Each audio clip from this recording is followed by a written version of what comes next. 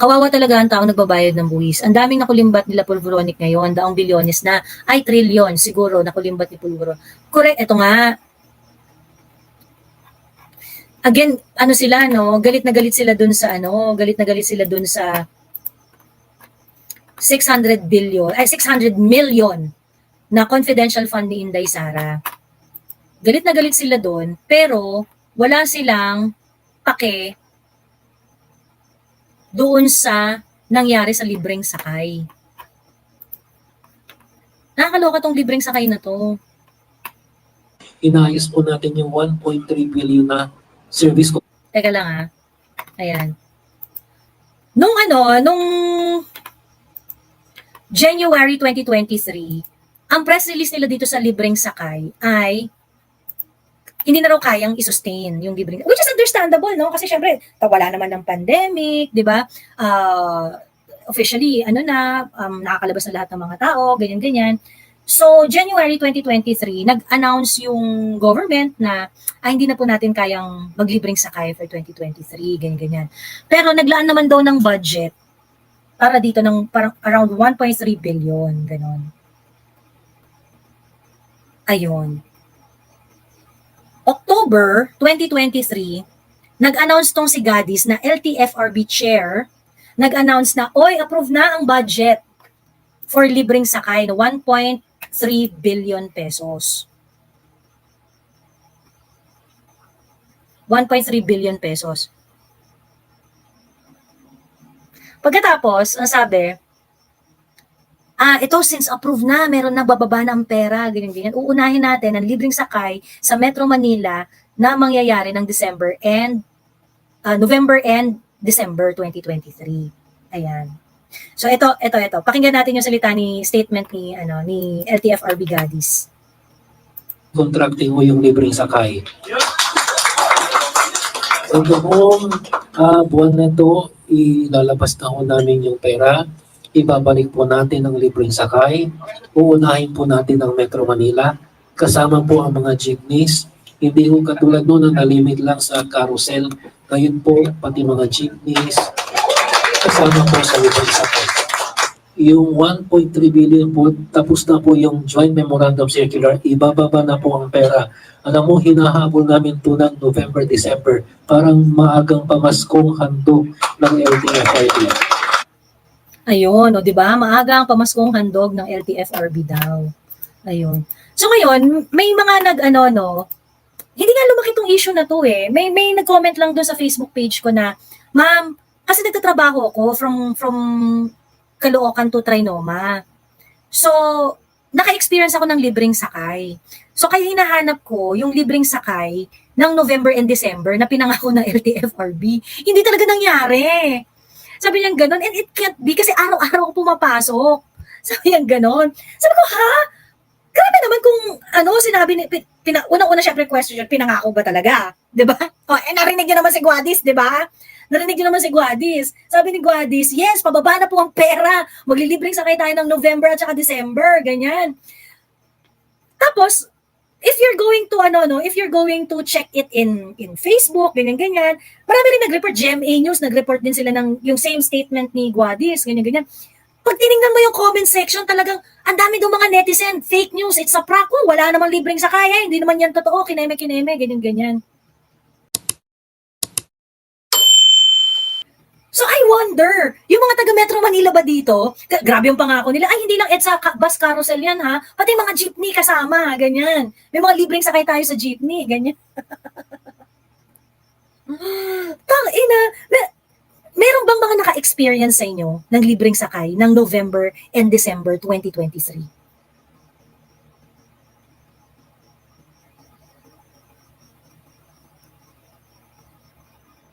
Grabe, no?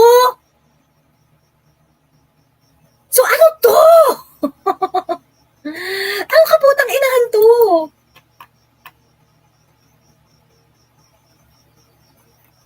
That statement of Guadis was reported October 9, 2023 by Inquirer.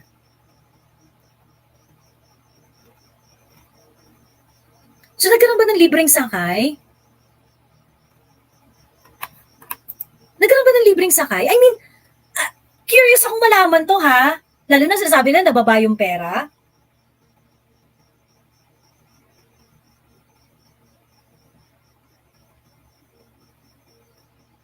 Sabi ni Kabuto, meron bus carousel to QC Hall.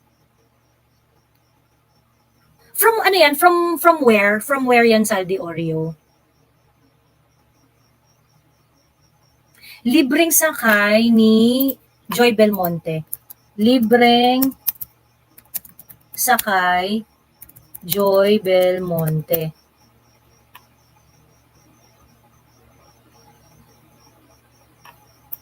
Yung kay Joy Belmonte,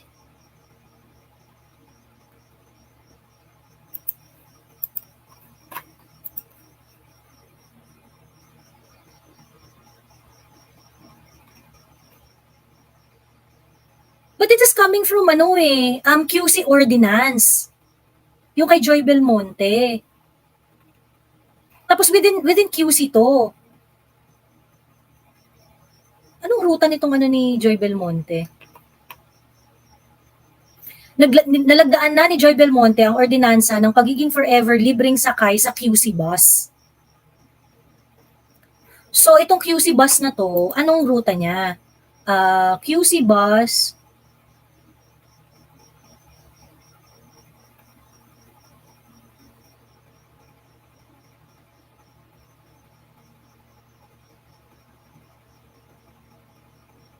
ano to? Teka lang nanguna.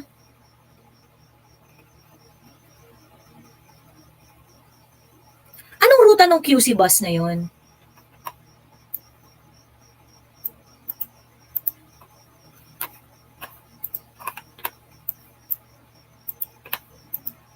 Kasi ano naman to parang local naman nila local initiative nila ito Teka ha.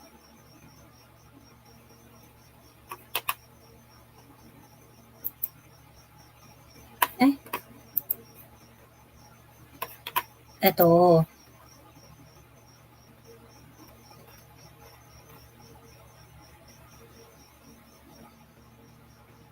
Ito. Yung QC bus is through a Quezon City ordinance.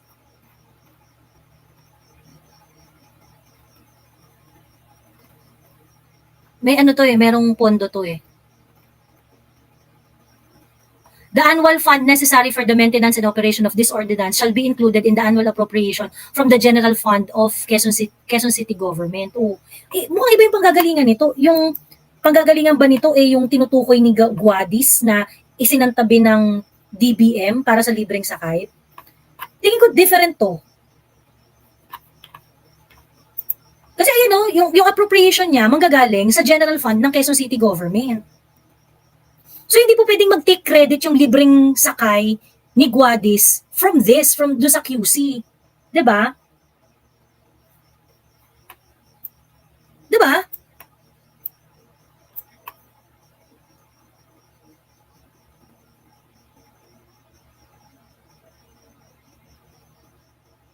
Sabi ni Mugay, nagkaroon Miss Joey ng libreng sakay noong November ang mga EDSA Carousel Consolidated Jeep sa buong Metro Manila.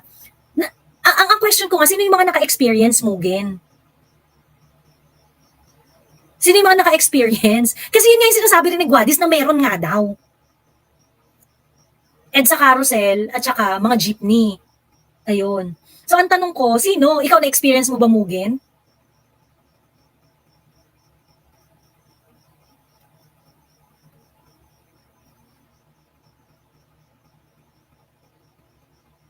Yung mga taga Manila sagot, sabi ni Mugen. Ayun, hi Mami Laika, hello. Nagkameron kami November 20 to 22 kasi nga may strike pero LGU yun. Kasi yung libreng sakay na tinutukoy natin dito, yung libreng sakay na na-experience ng maraming tao tungkol sa, yung libreng sakay na na-experience ng tao na katulad nung pandemic. Kasi nung pandemic, yung EDSA Carousel, di ba? Kaya di ba ang haba ng pila noon dahil libre yung Sabi ni Enrico Lingkod, ako madalas nakasakay ng libre. Ano to Enrico, yung November 2023? November, December 2023, ganon?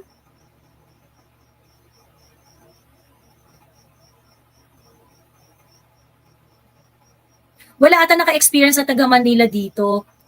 Sabi niyo lang meron pero wala. Ayan, anong ruta po yan? Anong ruta, Enrico? Anong ruta? At saka anong jeep or EDSA carousel?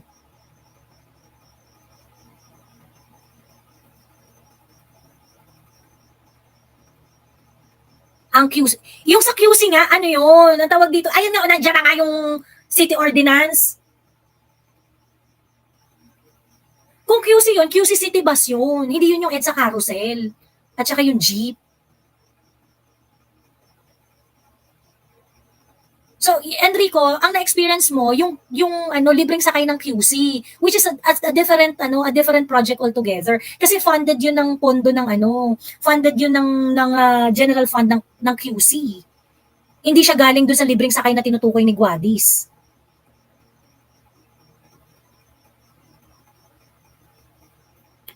Hindi ito yung So, na-experience mo yung libreng sakay, pero sa QC.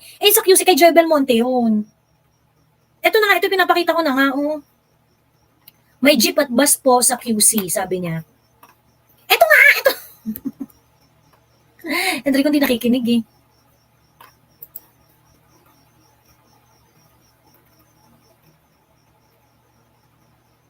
Ito yung libreng sakay. Institutionalizing the Q City Bus Program, a sustainable and reliable public service program of the city government. So, ang sinasabi mo, eto, kasi ang covered nito, bus lang. So, ang sinasabi mo, ang na-experience mo sa QC, yung jeep.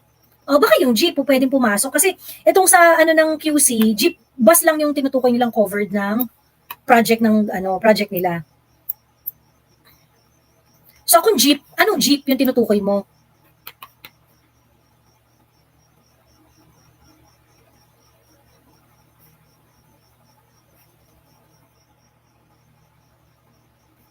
Anong jeep yung tinutukoy? Anong ruta ng jeep yung In fairness kay Joy na Dilaw, may nagawa naman kahit papaano sa tinagal-tagal niya. Actually, ang tawag dito na overcome niya yung, kasi di ba isa to sa mga favorite na i-bash nung pandemic. Na-overcome niya yun eh. Kasi di ba parang, meron siya kasing hirit nun na, kaya matagal daw yung response nila. Kasi dami na nagre-reklamo mga taga-QC.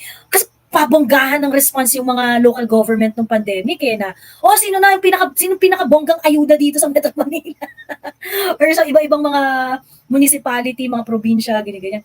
Pabonggahan ng response. Tapos, di ba laging nababash yan si Joy Belmonte? Kasi yung ayuda niya, pinanghatid niya dump truck. Di ba? Ayan, sabi ni Tenten Maria, may Lagro to City Hall, e-jeep, libreng sakay. Ayan.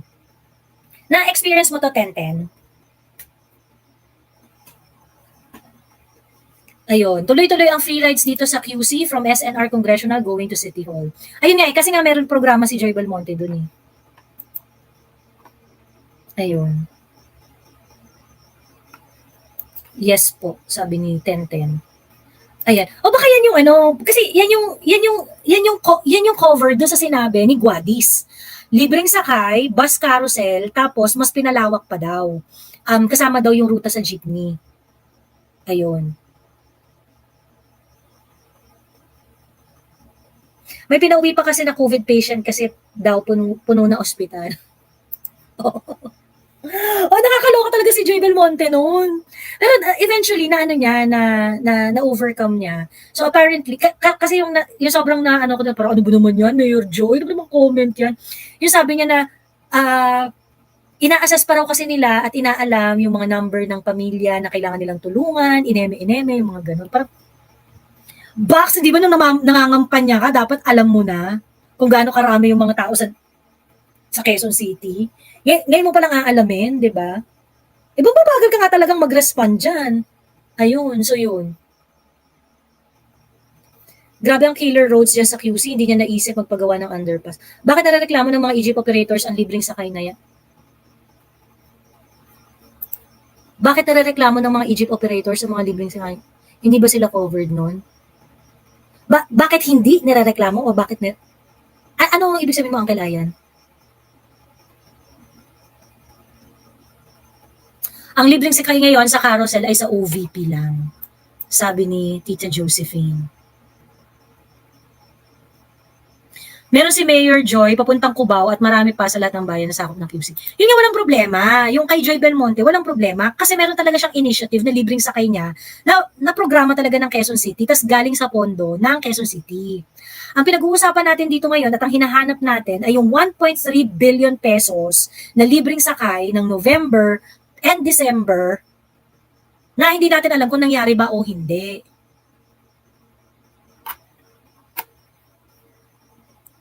Ayun. Sino pipiliin mo ngayon president sa mga natalo last election? Wala.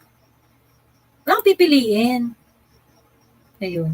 So anyway, ano no, maghanap na tayo ng mga ano dyan. I mean, my God, 1.3 billion. Ano to? Naubos na. Naubos na lang. Tangina yan. Tapos, ito ha, January, nag-announce na yung DBM na meron silang almost 1.3 billion na budget na isasantabi para sa libreng sakay. At that time, nag-press release na yung LTFRB na sinabi nila na, naku, yung budget, baka hindi na to maging libreng sakay. Kasi, yung 1.3 billion, ang mako-cover nito 4 na buwan lang, ganyan. So baka mamaya, gagawin natin, ibibigay na lang natin yung discount, ibibigay na lang natin siya in a form of discount, in a form of vouchers, kineme-kineme, ganon. May mga ganong press statement pa nun yung LTFRB. Come October 2023, excited na excited to si Guadis na parang, ay, ayan na, binaba na ang pera. So maglilibreng sakay tayo November and December. Remember, kailangan nila ubusin yung pera before mag-December 31, di ba? Di ba? Kailangan nila ubusin yung pera kasi budget yun for 2023 eh. So napunta yung 1.3 billion. Di ba?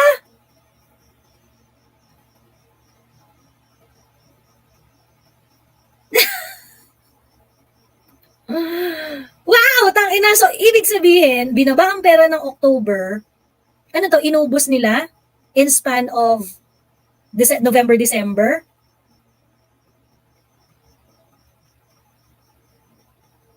Di ba?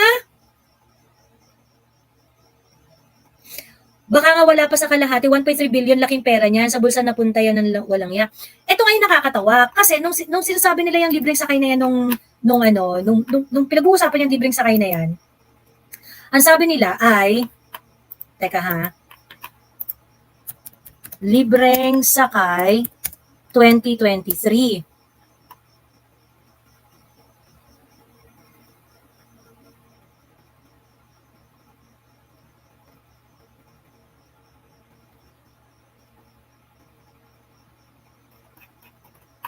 Ito, January 2023. Ayan.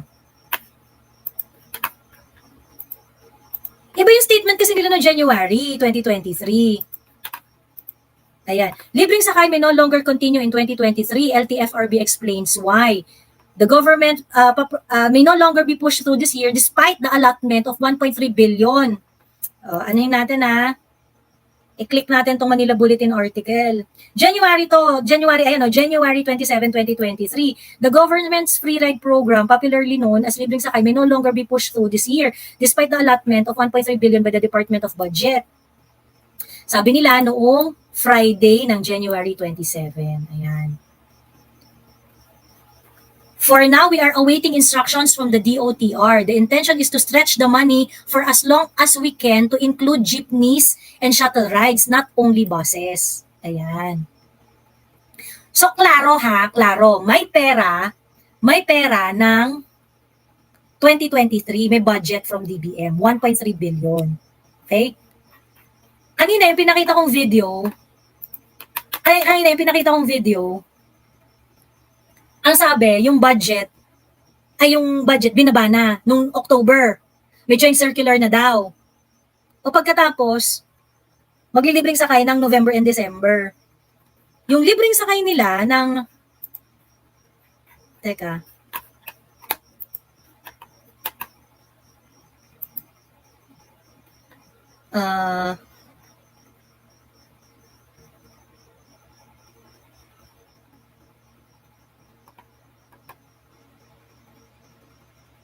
teka lang ha.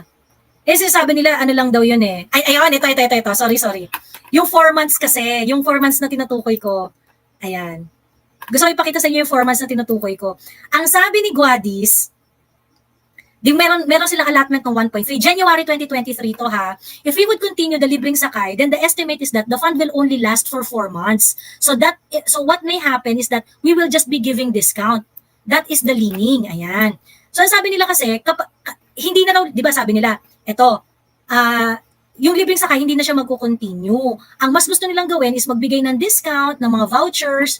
Ayan. For now, we are awaiting instruction from the OTR. The intention is to stretch the money for as long as we can to include jeepneys and shuttle rides, not only buses. Yan daw ang intensyon. Ayan. So, ang sabi, yung DBM daw, nag-commit na daw ng 1.3 billion, tapos yung LTFRB ay i-implement daw yan ng February or as soon as the fund is released. Ayan, okay. Pero sabi nila, Guadi said, DOTR officials are now leaning towards giving discount cards. Ayan. So discount cards na yung gusto nilang mangyari. Bakit? Kasi nga daw, the estimate, if we continue with the libreng sakay, yung fund, the estimate is that the fund will only last 4 months. The fund that they are talking about here is the 1.3 billion. So sa estimate nila, yung 1.3 billion maglalast lang ng 4 months. Now, punta tayo ng October 2023. Kailan na-release ang 1.3 na budget? 1.3 billion. 1.3 billion na-release ng October 2023. I-implement nila November, December. 2 months lang. So, ibig sabihin, may 1.3 billion ka na goods for 4 months na libreng sakay, pero you only have, you want to implement it for November, December lang, ganyan. Eh, nabigay yung pera ng ng October. Kailangan mo nang ubusin yun, di ba? Nang hanggang ng December 31, 2023.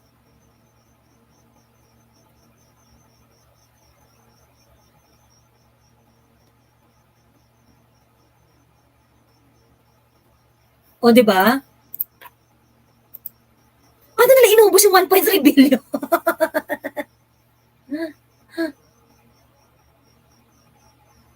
kung sa siya pa de pamilya, maulila na sila.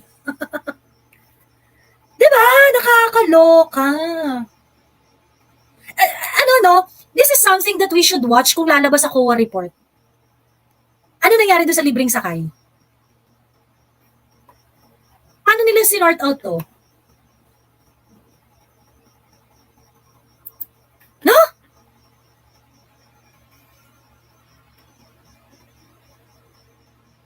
Pero mo kabababa lang ng kabababa lang. Well, ngayon 2024 may libreng sakay ba? 'Di ba? Na offshoot dapat nung kasi kung 4 months yung kung 4 months yung maximum period na pwede nilang gamitin yung 1.3 billion. O dapat ngayon, as we speak, dapat ngayon may libreng sakay pa, January, February. Nasa February 18 pa lang tayo eh. 'Di ba? So sino naka-experience dito ng libreng sakay? Wow, naka-one in broad daylight, no? Naka-one in broad daylight. Diyos me, nakakaloka. Kadiri. Sobrang kadiri. Ayun. Anyway, punta lang tayo dun sa we really have to put this at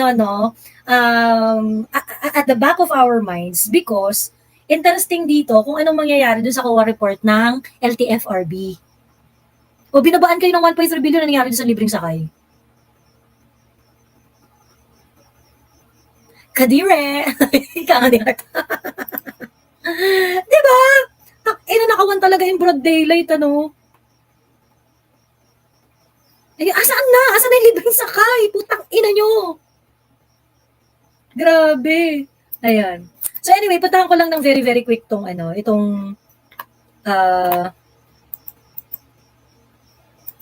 asan na yung, wala yung Facebook, ko.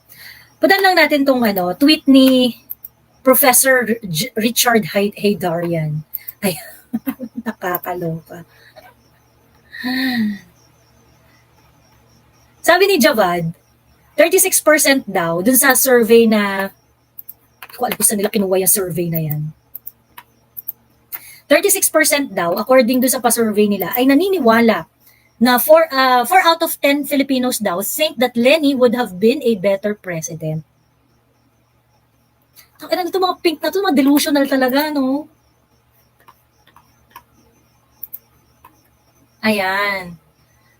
So sabi, mas magiging better president daw. 36% of Filipinos say they agree or strongly agree that former Vice President Leni Robredo could have performed better than President Bongbong Marcos in solving the problems currently facing the Philippines. WRN Research. Hindi ko kilala to. Sino ba yung WRN Research na yan? WRN Research. WRN Research. WRN Research. Okay.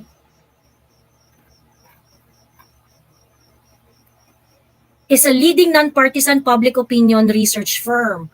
Our mission is to build innovative computational, qualitative, and quantitative research methodologies to understand the attitudes and trends that shape Philippine politics and society. About the firm. Yung website nila kagagawa lang ng 2023. Pero wala naman silang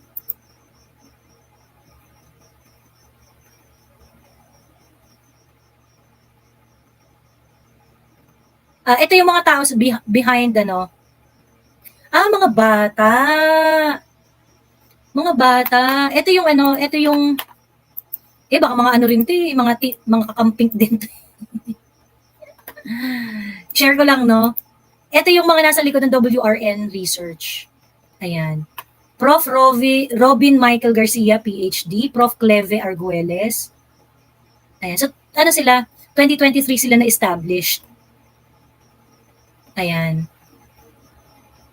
Sabrina Carlos, Acupan, ganyan. Ayan. Ayan yung mga ayan yung mga kineme nila. Naamoy ko mukhang pink firm to. Mukhang pink firm siya. But anyway, sige. Sabihin na lang natin na ito research niya. Ito yung lumabas dun sa research nila na 36% daw ng mga Pilipino ay naniniwala na mas magiging better president si Leni Robredo. Nangangarap pa din sila for Leni, oo nga eh. Yung sarap nilang tuktukan na parang mga bakla. Si BBM ngayon ay si Leni Robredo na nasa katawan, di ba? Na ang presidente ngayon ay si Leni Robredo na nasa katawan ni BBM. Anong pinagsasabi niyo better? Parehas lang sila? Parehas lang sila. Di ba? Anong pinagsasabi niyo na, ay mas better si Leni? May pinagkaiba sila? Actually, kaya nga kami sumisigaw na nabudol kami. Kasi ayaw namin kay Leni. Pagkatapos what we get is a Leni. Diba? Kaya nga kami galit na nagsisigaw ng budol dito dahil ang presidente natin ay actually si Leni Robredo in Bongbong Marcos body. Diba? Ang ni Leni Robredo, diba, ang niya, plataforma niya noon is composed of dole out. Yung mga unemployment ayuda, yung mga diba, ayuda yung plataforma ni Leni. Palalawakin natin ang pagbibigay ng ayuda. Diba yung mga pangako niya noon? Tapos yung foreign policy ni Leni na sobrang maka-Amerika. Diba? Yun yung ginagawa ni BBM ngayon eh. Ayuda nation na tayo. Sasabihin nyo, mas better si Leni. Diyos me, pinagsasabi nito mga to. Nasaniba ni Lenlen. Correct. Si BBM ay Leni Robredo. Pareha sila. Tapos, grabe yung audacity mo to speak na mas magiging better si Leni. Bakla. Which else? Diba?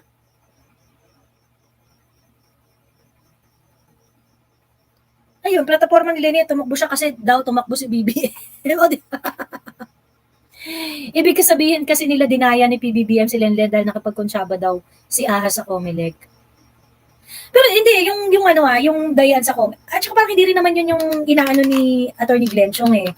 Yung dayaan sa Comelec has something to do with nakipag-meeting itong si Lisa Marcos sa mga Smartmatic executive which is not sanctioned by law. Pinagbabawal yun. Ayun. Pinagbabawal siya. Ako tingin ko, even without that, tingin ko mananalo naman talaga si BBM eh. Kasi siguro gusto nilang ensure ang panalo kaya meron pang mga underhanded machination, ganyan. So anyway yun. Sabi ni Mami Laika, plataforma, labanan ng mga Marcos, si Lenny, lakas amats, kahit walang pulburo. Truths! Ako sa totoo lang feeling ko crucial talaga to si Lenny sa Budulan eh. Feeling ko sinadya niya magtanga-tangahan nung eleksyon para piliin natin si Bongbong. No? Pati yung hindi siya nagpa-drug test, para siya ang pagsuspetsahan, o ba't hindi nag-drug test si Lenny? Diba? Yung parang inangkin niya talaga yung issue.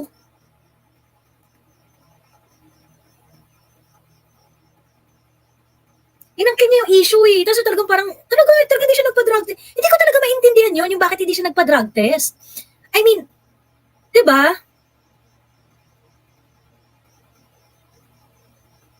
So yung, tapos parang, na-imagine nyo ba na parang, wow, posible ba yung maging ganito katanga publicly?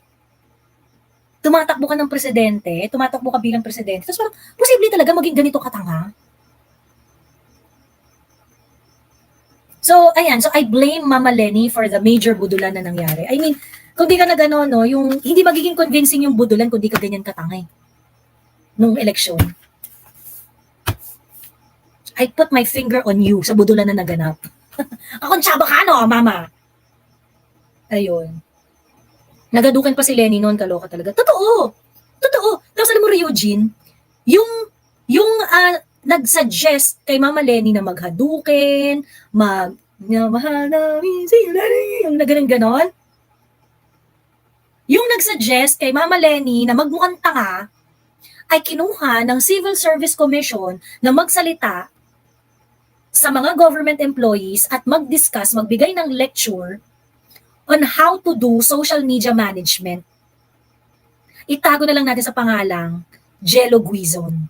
Si Chef Jello Guizon.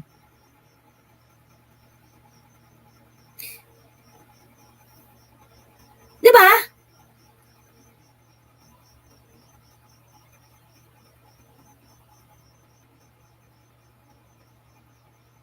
Ano yun? Nakakaloka. Tapos itong social media manager na to ni Mama Lenny noon.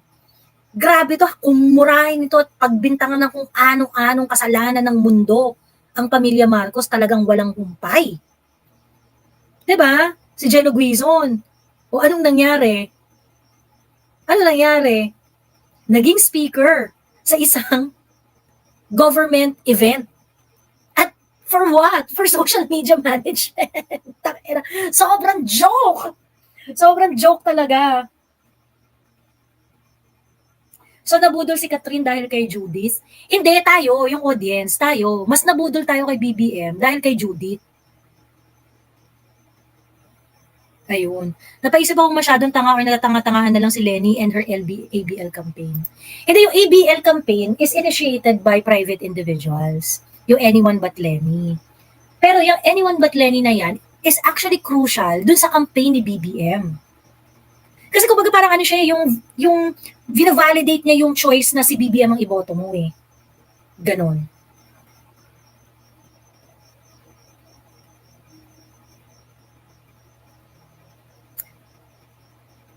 Ayun, ganon.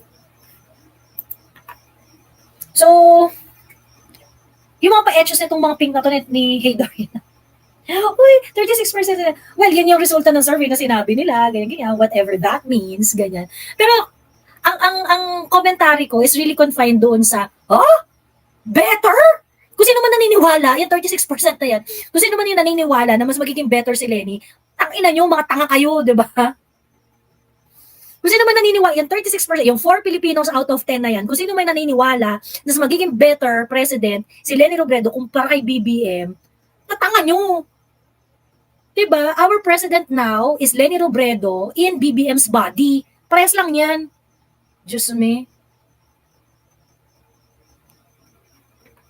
Kadiri ang putragis. Ayun. Nakakaloka. Mas malala pa, sabi ni Aryan. Totoo. Diba? It's even worse. Diyos me. Ang difference lang, siguro, kung maging better man, si Leni, ina-expect mo, gagawin niya yung ginagawa ni BBM ngayon. Kasi pinangako niya yun eh. Diba? Siguro mas better kasi at least si Leni, hindi kanya nagtitraidor. At the onset, sinabi niya talaga, ganito mga kaputahan yung gagawin ko, ganyan. Siguro worse si BBM, mas worse si BBM kasi si BBM nanloko talaga ng tao. Nanloko ng public, nagsinungaling. So worse siguro siya in that sense. Diba? Worse siguro si BBM in that sense. But nevertheless, yung output nila is just the same. Just me.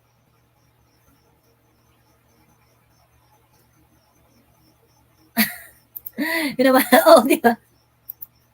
Tawa ko dyan eh.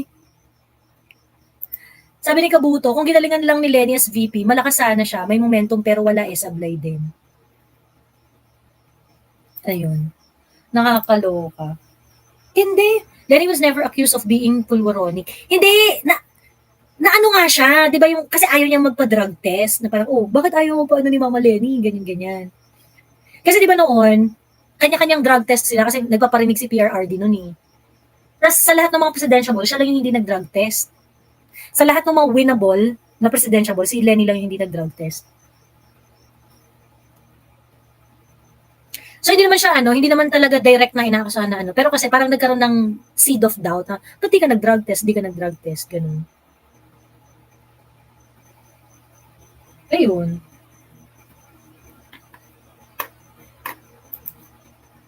Kasing positive. Sama-sama tayong babangon muli sa gobyernong tapat, bongbong. Yun. So anyway, ang kausap pala nila dyan is talagang ang kausap nila dito sa ang kausap ni BBM, dito sama-sama tayong babangon muli ay sila Leni pala. Sabi ni TJ, if Leni won, she would have served us to Western powers right away. If that suits the pain of the Budulan we experience now. Mm-hmm. Sabi ni Agnes Padilla, Joey, how much longer are we going to endure a rotten institution as the HOR, a very, very weak and drug-crazed president?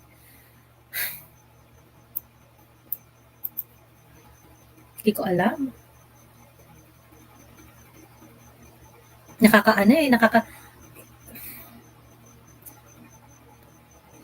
think sa lahat ng survey, pinaka-credible is the SWS survey, where it says that the approval or trust of the president is 48%. So it's really waning. The problem is, marami nang nakakakita na hindi tinutupad ni BBM yung mga pangako niya. So, lumalakas yung discontent. But I am not sure if the discontent can really push the people to go out of the streets, act on it, ganyan-ganyan. Sa ngayon, ang problema talaga, pinakamalaking problema, yung HOR. Sabi ko nga, kaya ako, yung mga nangaaway, yung mga hindi nila feel si Senator Amy, ganyan-ganyan, yung hindi nila naiintindihan ko hindi nyo feel. Pero sa ngayon, sa totoo lang, siya lang yung nag-check ng siya lang yung nagsasalita ng Well, I hope that it could have na mas galingan pa niya, mas susugin pa niya ng bonggang-bongga, ganyan-ganyan. May nagsabi ng isang araw na nag-declare na yata si Senator Amy na papaimbestigahan niya yung AKAP. Ganon. I really hope na Senator Amy is going to push for it. So ako, okay yun. Kasi sa totoo lang, wala tayong kakampi sa legislature eh. Ang chismis nga ngayon, dahil dun sa statement ni Senator Amy, galit sa kanya yung ibang mga ibang senador doon. Ganun. Kasi syempre parang, in effect, parang, kinalaban niya yung mga senador na umupo dun sa BICAM eh. Sabi ni Black Obito, Lenny will be a better president than BBM 100%. Black Obito, inumin mo na yung gamot mo. Gabi na, alas-dos na ng madaling araw. Inumin mo na yung gamot na yun. Sabi ni Black Obito, Lenny will be a better president than BBM. Kung mga delusional pa rin kayo hanggang ngayon.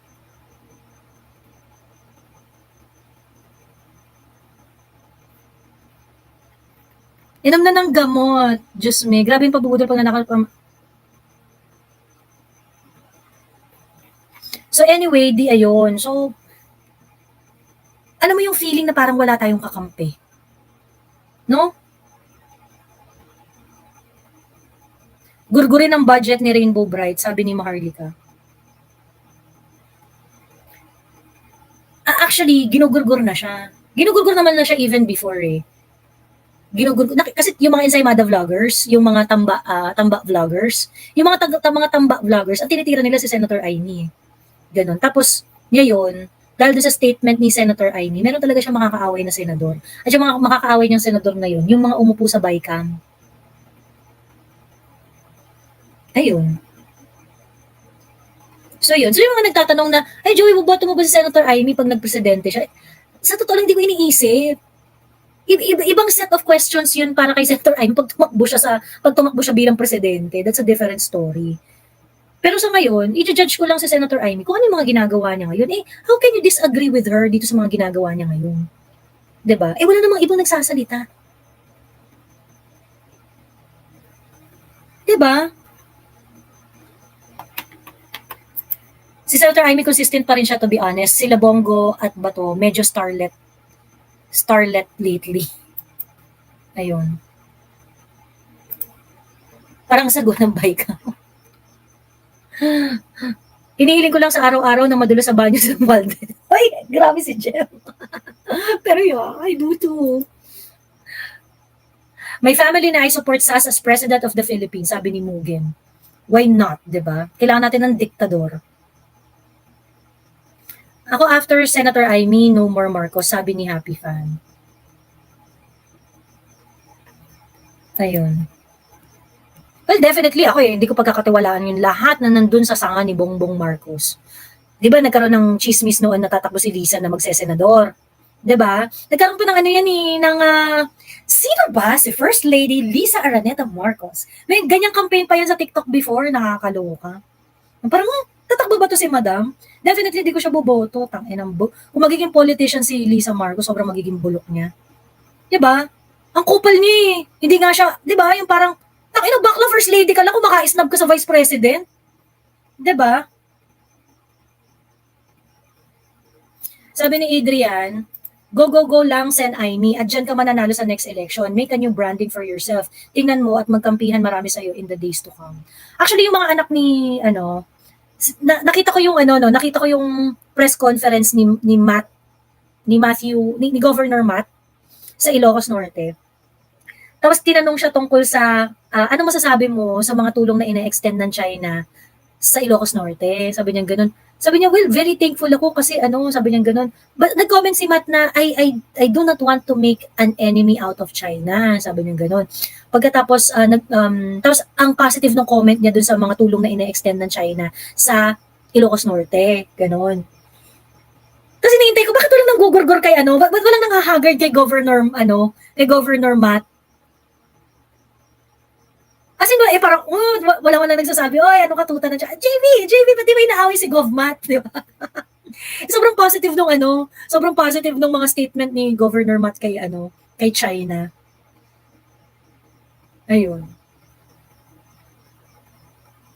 Sabi ni Salde Oreo, para sa mga loyalista, binigyan na kayo ng chance, punitin nyo na ang sedula nyo. Patay na si FEM, patay na din ang loyalista. Alam mo kung ano yan? Kung kailan nangyari ang kamatayan ng loyalista. Yung bumaligtad na sila Beverly Salviejo, sila Elizabeth Oropesa, yung nagbitawan na sila.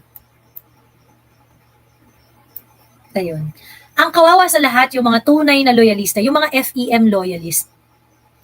May ano nga meron akong nakakausap dati sa TikTok na ano siya yung ang racket niya is yung nagre-review siya ng mga thesis. Nagtuturo siya sa college, tapos ang racket niya, nagre-review siya ng mga thesis. Siya yung nagpo-proofread ng thesis, ganyan. Tapos nakakwentuhan namin siya sa TikTok. Tapos sabi niya, loyalist daw siya talaga, yung family nila, ganyan. Na-appreciate daw talaga nila yung mga policies ni ng matandang Marcos before, ganyan. So may mga ganun siyang statement. Tapos, so very hopeful siya na si BBM na yung presidente, ganyan. Nung nag-start ng mag-pivot si BBM at lumabas na yung mga 180 degree turn niya sa mga bagay-bagay. Nakita ko siya, nag-comment siya dun sa page ko sa TikTok. Sabi niya, parang nagsisisi ako na pinamana ko kay BBM yung loyalism ko dun sa tatay. Sabi niya gano'n. Then after nun, hindi ko na siya nakikita. Hindi na siya nagpa-participate sa conversation, ganyan. Kasi gano'n naman talaga yung mga tunay na loyaliste. Yung loyal sila, pero, tawag dito, pero, hindi naman talaga sila, yung loyal sila, pero hindi naman sila gano'n ka-stupid na ipaglalaban nila ng wagas, ng bonggang-bongga yung mga nakikita nilang hindi tama. Gano'n. Hindi na siya nagpakita. So parang feeling ko nasaktan siya ng bonggang-bongga sa nangyayari. Hindi niya mapagtanggol. Kaso nga lang, dahil loyal siya, hindi rin niya masiraan. Ganun. Ganun yung feeling ko. Yung talagang loyalist talaga siya. Loyal siya. Ngayon, disappointed siya kay BBM, pero hindi niya mabira si BBM. Pero imbis na ipagtanggol si BBM, nanahimik na lang siya kasi alam niyang mali eh.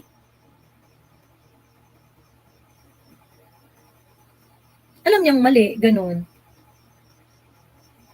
Ginamit lang ni BBM ang mga loyalista. Kawawa talaga sila. Yung parang, hindi man lang binigyan ng hindi man lang binigyan ng, di ba, ng, pucha, yung loyalista, the reason why you were able to get ilang votes, 15 million noong 2016. Basically, it is the loyalist who carried you eh. Noong 2016, you almost won. Di ba?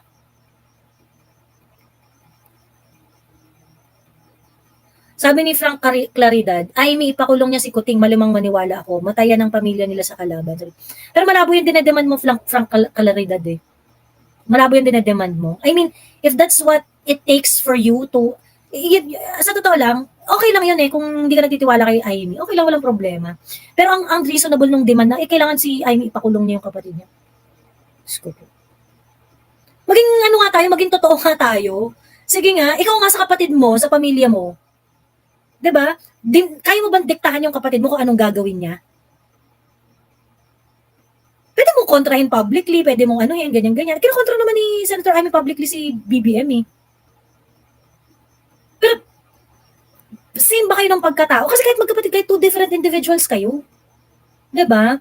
Ako tingin ko, ang demand ko kay Senator Amy ay yung mga bagay na kaya niyang gawin within dun sa kanyang opisina as senator. Like for example, yung AKAP, I hope tuloy-tuloyin talaga ni Senator Amy yan. 'Di ba?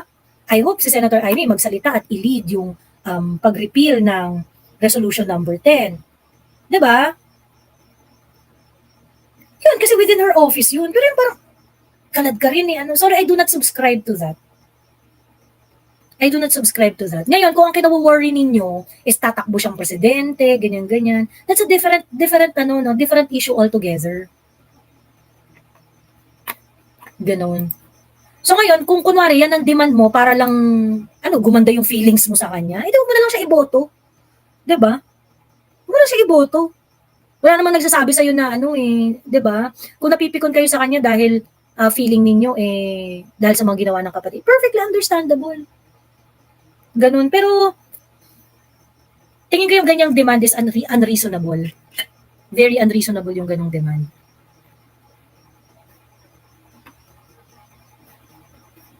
Joey, maglalabas ka ba ng senatorial slate mo? Wow! Grabe naman. Ayun. Ang Lota investigation tumahimik na. Pero ang may hawak ng Lota investigation yan, sila Raffy Tulfo di ba?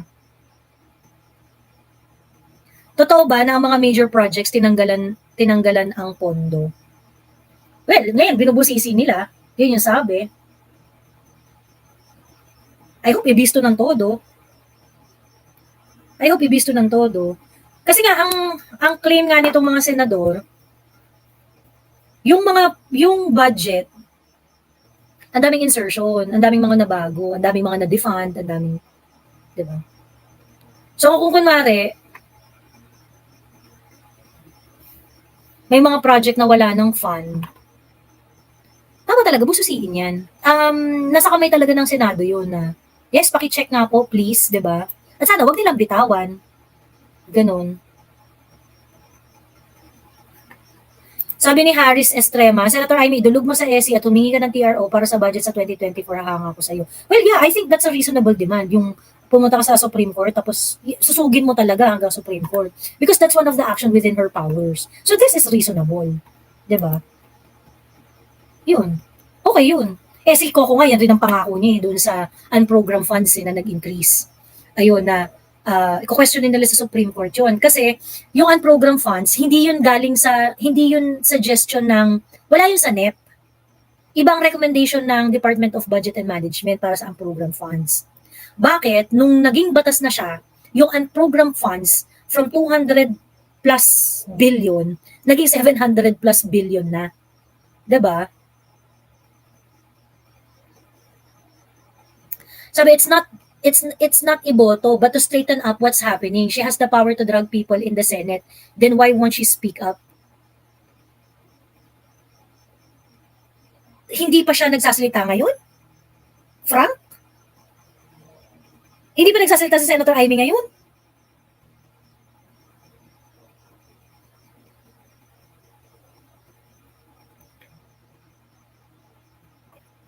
Hindi pa siya nagsasalita? I mean, seriously?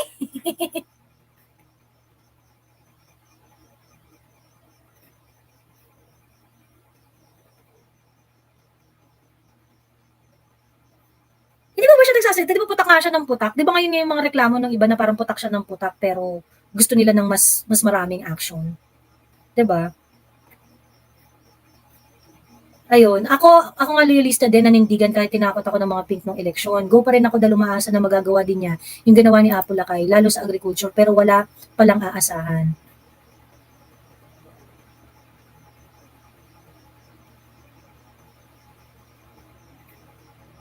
Ayun. Ayun,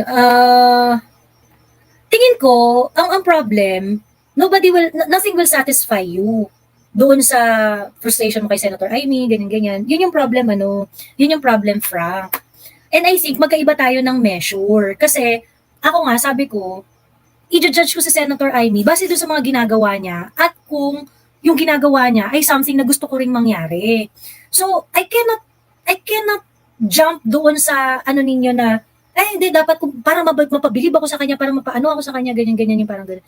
Hindi ko masakyan yon sa totoo lang, to be honest, no? Hindi ko masakyan. Kasi parang, ano dito, feelings nyo. Feelings nyo ang dapat nagdidikta kung ano ang dapat niyang gawin para masatisfy kayo. 'Di ba? So ako tingin ko, gawin ni Senator Amy yung tama. Kung ano man ang utang ni Senator Amy sa atin ngayon, ayun na yung katotohanan. 'Di ba? Marami akong nang ina-expect sa kanya. Marami rin akong gusto niya na gawin na dapat magawa niya.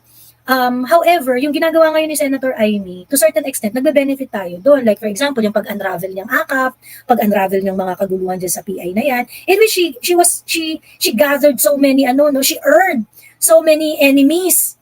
Diba? Sabi ni Frank Clarida, don't get me wrong, Joey, we know Amy all along, from KB during the 70s till today, but we expect more. Wala namang problema if you expect more. I expect more too. Kaso nga lang kasi yung expectation na, dapat pakulong niya yung kapatid niya. Parang, is that reasonable? Diba? Dapat ipatawag niya lahat ng smuggler, tas ipakulong niya, ganyan-ganyan. Parang, is it within her power to do so? Diba? Yun yung hindi ko mag-gets. Yun yung hindi ko maano. Ano ba yung mga nasa kapangyarihan ni Senator Amy? Susugin niya yung budget. Yan, nasa kapangyarihan niya yan eh. Diba? Di ba isa nga siya sa mga unang nagsalita ng mga insertion na yan. Yung insertion sa COMELEC, ang nagsalita dyan na una, si Edson Lagman sa House of Representatives. Sa Senate, siya din yung unang nagsalita dyan. Yung sabi niya, ako yung chairperson sa COMELEC ng budget ng COMELEC. Hindi namin napag-usapan yung 12 billion na yan na isiningit nyo dyan sa budget ng COMELEC. Diba? Yung sa AKAP, nagsalita rin siya doon. 'Di ba? Well, dapat lang siya magsalita doon kasi siya yung chair nung mga committees ng yung mga committees na nag-handle ng budget ng mga yun 'Di ba? Ngayon, meron ba tayong alam na ibang insertion aside dun sa unprogrammed funds, sa COMELEC at saka yung sa AKAP? Wala kasi yung iba naman hindi naman nagsasalita. So parang feeling ko, yung mga nagsasabi na, bakit lagi nalulusutan si Senator Amy, ganyan-ganyan. Actually, it's really more of, yun lang yung alam natin kasi siya lang yung nagsalita. Diba? Yun lang yung alam natin kasi siya lang yung nagsasalita.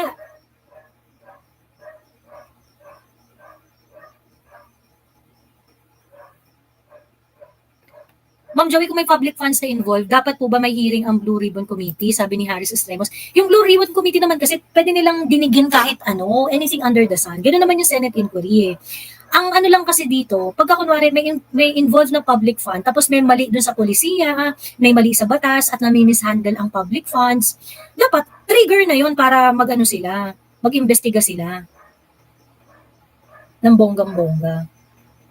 Ayun.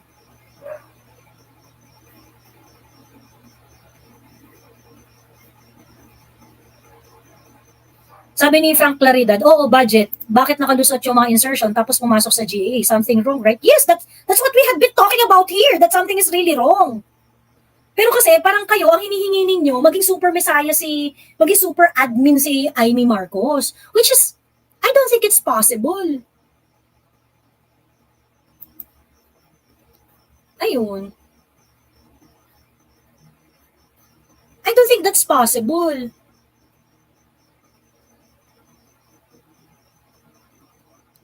Ayun. Eto no, I don't think, ako iniisip ko nga to na after nung hearing dun sa PI na nadiskubre yung AKAP ay under discretion ni Tambi kung paano gagastusin. Ito yung naisip ko dyan. Maganda, etong point na to may nag-raise nito sa TikTok kanina nung nag-live akong tanghali. During the Senate inquiry, ang nagsabi na hindi nila alam yung AKAP ay si Bato, si Senator Amy, at saka si JV Ejercito, and I think Nancy Binay also, ganyan. Tapos si Bongo, niraise rin niya yan na parang, bakit ang hirap kumuha ng budget sa inyo sa DSWD? Bakit pagka kami yung nagre-request para doon sa mga beneficiary namin, hirap na hirap kami makakuha sa inyo? Pagkatapos, ngayon, malalaman namin, ito, may AKAP kayo. Pagkatapos ano to, sa HOR lang? Sabi gano'n ni Bato doon sa hearing sa PI. Sabi gano'n. Mukhang mas madaling humingi sa inyo sa DSWD ang kausap nila dito. Mukhang mas mahirap humingi sa inyo ng pondo pagka hindi tungkol sa PI Pag tungkol sa PI, related sa PI, mukhang bibigyan nyo kami ng pang-ayuda. Ganon. Sabi gano'n ni Bongo. Yan, anyway, nung napunta yung usapan sa AKAP, sabi ni JV, ni Senator Amy, ni I think Nancy Binay and Bato, sabi nila, hindi sila aware dun sa AKAP insertion na yan. It was not deliberated at all in the Senate. Ganon. Among those senators na nagsalita during the inquiry, si Senator Amy lang yung naglabas ng statement tungkol dun sa pirma sa BICAM report.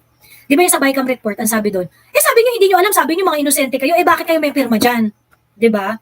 Si Senator Amy, yung nanindigan pa rin na yes, may pirma yan, pero e-signature yan. At yung pirma na yan, naloko kami dyan. Kasi binigay yan for the Senate version nung GAA. Ngayon, nung BICAM, after nung BICAM, hindi naman kami binigyan ng report. Hindi naman sila na-inform noon. So ngayon, ang sinasabi niya, kahit DSWD, hindi naman rin nila alam yan, yung AKAP. Nakita naman natin dun sa hearing. Pagkatapos, nagsalita rin si Gatchalian na, welcome yung AKAP. Hindi namin yan na-request, pero welcome yan. Ganyan. Even DBM doesn't know AKAP because it's not part of the National Expenditure Program. Ganon. So, nagsalita siya doon. Ngayon, hindi ko alam, meron ba sumuporta sa kanya doon? Isa sa pagsasalita niya, naloko kami ng mga umupo sa BICAM. Or whatever.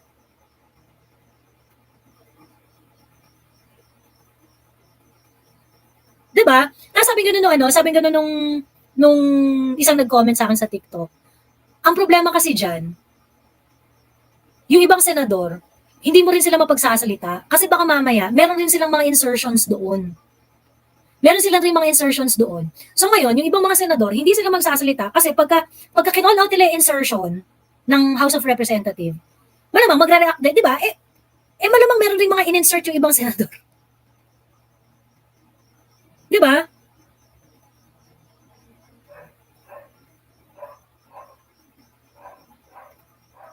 Ayun.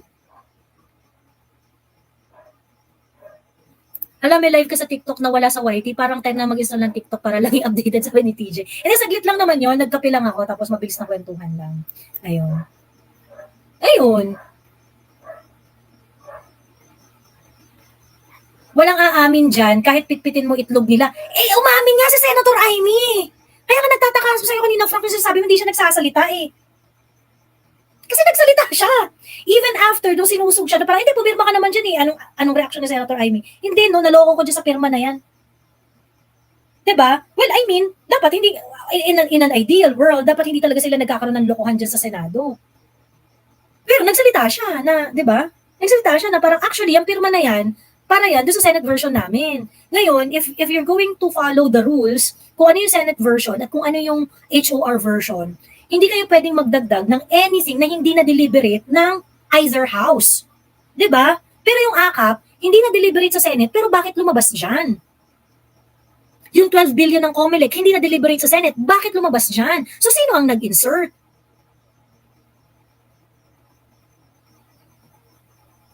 Wala po ba power na i-veto ng President ang budget na yan prior to approval? Kung in-approve ng President, then he knows unless he does not read. Actually, Rahayan, ito nga yung nakakatawa doon. Kaya nga parang sa akin, bakit ang issue is yung pirmahan sa Senate?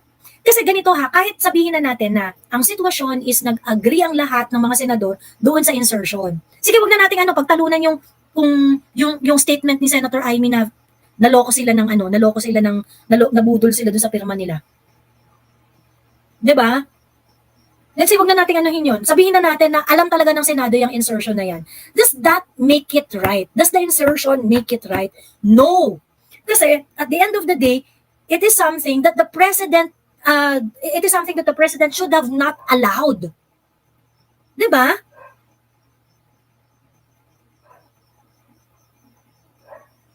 Hindi niya na dapat sinabi yun. Hindi niya na dapat yun. Hindi niya na dapat yun, ang pangalan nito? Hindi niya dapat inalaw yun. Bakit?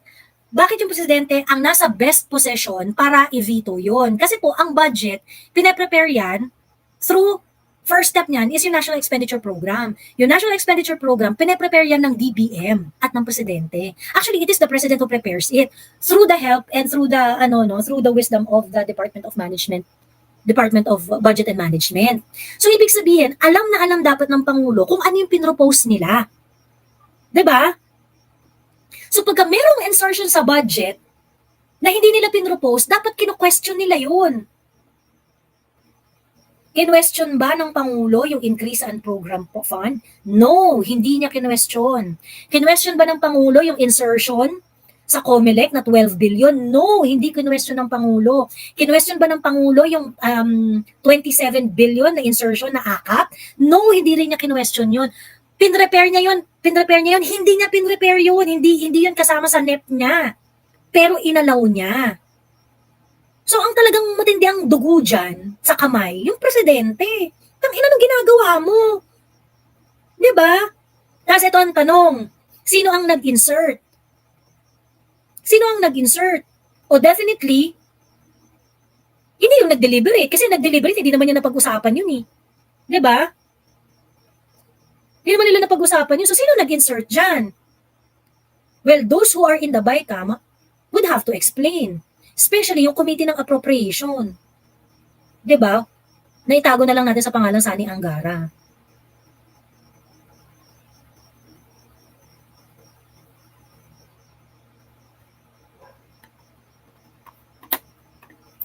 Ayun. So, dapat mag-explain doon. Kung sino yung umupo doon sa BICAM? Kasi doon nangyari yung singitan.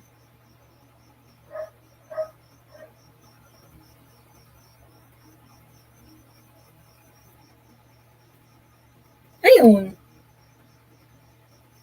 O so ngayon, itong sisingitan na nangyari, ang alam lang natin ngayon, sa ngayon, ay yung tatlo. 'Di ba? Pagkatapos, may mga sinasabi na mga kababalaghan sa budget, kagaya nung na-defund yung mga ibang infrastructure. 'Di ba? Then let's talk about it.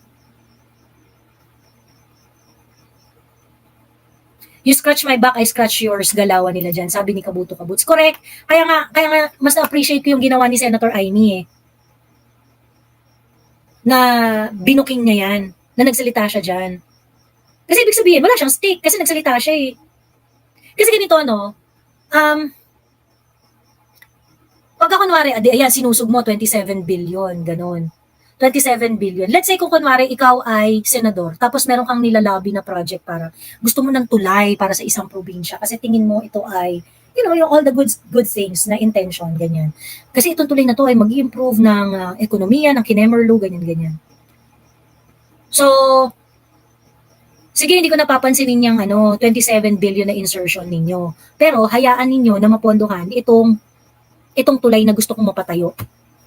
Ganyan. 'Di ba? Eh ngayon, kung kunwari, pumatak tong senador na to tungkol dun sa 27 billion na akap. O yari ka, next budget season.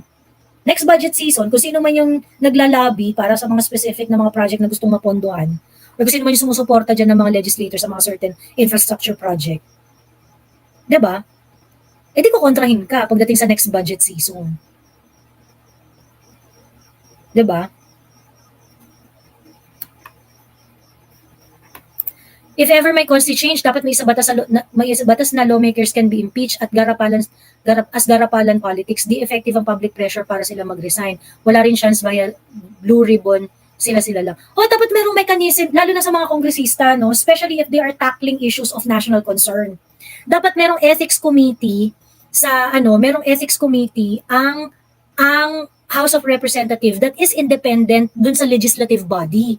Yun dapat nag-elect rin tayo ng ethics committee na yung ethics committee na yun walang ibang gagawin kundi tingnan ang behavior ng mga legislator ng House of Representatives, ganyan. Para pag kunwari ikaw, tangina mo ka, gago ka, dami mong issue, dami mong ganyan. O, ethics committee ka, ganyan. Like for example, yung ginawa ni Migs Nograles, 'di ba? Yung nag-utos-utos ka ng 'di ba, yung mga coordinator mo, sila yung nangunguna sa pagpapapirma para dyan sa PI, gano'n. Then, yung mga ganong klase, diretso ethics committee ka, puta, ginamit mo, pondo ng bayan para sa PI.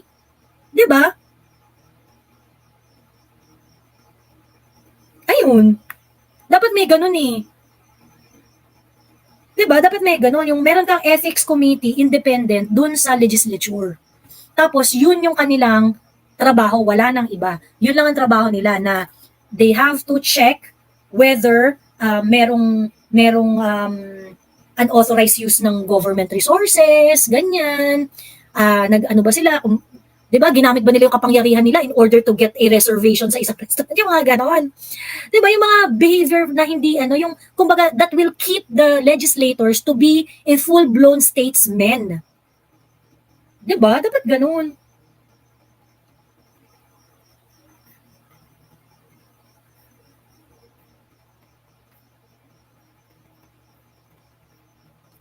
Miss Joey, sinunog na yung halang nakalo sa impyerno, si Balwig at Boogers. Kahit magnanakaw man, magnakaw man, yan, isip nila wala namang nakulong. Yun nga eh.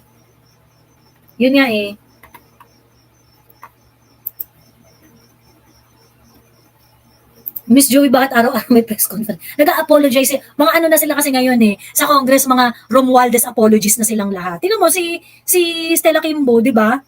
Padre de pamilya namin si Martin Romualdez, ang House Speaker. Mga apologies ni Romualdez eh. Di ba? Ayun lang. Siya, dahil stress na ng madaling araw at napag-usapan naman natin ang lahat ng mga dapat mapag-usapan. Matulog na tayo. Okay? Ayan. Hindi na ako nagbukas ng ng tindahan ha. So next time na lang ako magbubukas ng tindahan. Ayan. May mga gustong mag-share ng kanilang mga thoughts ay tawag dito. Ihanda niyo ang mga sarili ninyo sa next na live session. Ayun. Walang gamit ethics committee pagkakampi. Kaya kay Form Teves ginamit nila. Sabi ni Mirnalim. Correct. Kaya nga dapat yung ethics committee, dapat ang trabaho niya, ethics lang talaga. Dapat, separate siya dapat dun sa legislature. Yung sa legislature work. Dapat yung ethics committee, ang role lang talaga nila is ethics lang. Ganun. So, kumbaga, different set of people na iboboto na, na ang mandate lang nila is to keep the House of Representatives healthy. 'Di ba lahat ng kupal diyan tanggalin, lahat ng epal diyan tanggalin, gano'n. Tapos yun yung measure nila na kung paano, yun yung dapat na KPI nila na ano,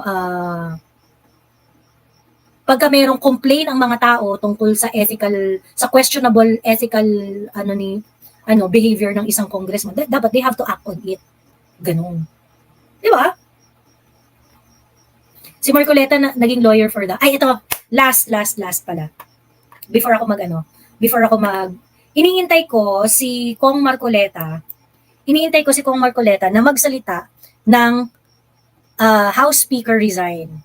Kasi, noong unang hearing tungkol sa PI, sinabi ni Marcoleta na if there would be any evidence against the House Speaker na involved siya sa People's Initiative, siya mismo ang mananawagan na mag-resign ang House Speaker. Yun yung sabi ni Marcoleta. Listen to the vlog of Attorney Harry Roque, I think a couple of days ago. Inisa-isa doon ni Attorney Harry Roque lahat ng ebidensya na nagtuturo kay Martin Romualdez na involved siya at siya ay hindi lang mere facilitator kundi talagang mastermind noong People's Initiative. Inisa-isa niya, like for example, nag-meeting dun sa bahay nila, yung text message na na-receive ni Senator Amy na nanggaling sa office ng House Speaker na nagpapamigay ng pondo para sa AIX, TUPAD at saka sa AKAP ng mga kongresista if they are supportive of the People's Initiative. 'Di ba? Aside from that, yun nga, yung mga statement nila Oñate, nila, 'di ba, ng mga lawyers, ganyan. It really points to tamba. So, iniintay ko na parang, ay, hindi pa ba sapat to sa'yo, Kong Marcoleta? I am waiting kasi nangako ka, 'di ba? Nangako ka. Yung bang mga ebidensyang ni-raise at in-identify ni Harry Roque is not enough for you to call for the resignation of Martin Romualdez as House Speaker? 'Di ba? So, sana sumagot siya kay Harry Roque? 'Di ba? Ayun. O siya, sige, matulog na tayo. Thank you for joining, and do not forget to share the live to the people that you know para mas lumawak ang ating nare-reach. And sabi ni Mami Laika, I used to like him pero nung may nabalitaan ako, ew. Ay, ano yan? Ano yan, Mami Laika? Ay, pagkatapos yung Iglesia ni Cristo, hindi sila agree dyan sa PI, di ba? Sabi nila they will not agree. They do not agree dun sa People's Initiative na yan. Ayun. So, anyway, yun lang. Next time ulit. Maraming salamat. And, also, do not forget to subscribe dun sa aking YouTube channel. So, lahat ng mga nasa Facebook dyan, ilan ba yung mga nasa Facebook? Ayan, 89,000 na nandyan sa Facebook. Mag-subscribe naman kayo sa YouTube channel ko. Ayan. Tapos yung mga nasa YouTube channel na 533,000, mag-subscribe naman kayo sa Facebook page ko. Ayan. Sabi ni Tyson, yes, umabot sa live, kakagising ko lang. Tyson, natutulog na. Tapos, team replay ka na. Ayun. Fake news daw yun sa INC. Talaga? So hindi totoo, hindi totoo naglabas sila ng statement. Ganon. Well, kasi kung totoo yun kasi, contradicting yun dun sa position ni Rodante Marcoleta. Di ba alam mo naman ang iglesia, hindi naman yan nagko-kontra-kontra ng political stand. Ayun. Siya, sige na, tara na, matulog na tayo. Next time na ulit. Bye!